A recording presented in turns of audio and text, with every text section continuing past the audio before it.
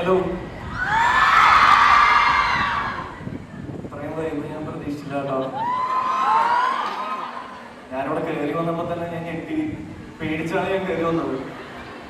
ഇല്ല, പേടിക്കില്ല, ഇനി പേടിയില്ല. ഞാനിങ്ങോട്ട് സെന്റ് തെരേസസിലാണ് വരുന്നതെന്ന് പറഞ്ഞപ്പോഴേ എൻ്റെ ഫ്രണ്ട്സ് ഒരു അസൂയയുടെ ഒരു കണ്ണിലാണ് നോക്കിയത്. അതെനിക്ക് ഇവിടെ വന്നപ്പോഴാണ് മനസ്സിലായത് എന്താണ് അതിൻ്റെ റീസൺ എന്നുള്ളത്. അത്രയും എനർജിയും വൈബും സുന്ദരി കുട്ടികളും ഉണ്ട് എല്ലാവരും.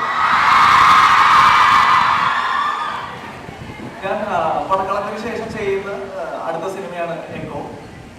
നമ്മുടെ തിയേറ്റേഴ്സിൽ മറ്റന്നാൾ തന്നെ ഉണ്ടാവും. കിഷ്കിന്താണ്ടത്തിന് ശേഷം വിജിത്തേട്ടനും ബാബുലേട്ടനും ഒരുക്കുന്ന ഒരു ക്രാഫ്റ്റാണ് സിനിമ. കിഷ്കിന്താണ്ട് എല്ലാവർക്കും ഇഷ്ടപ്പെട്ട സിനിമയല്ലേ?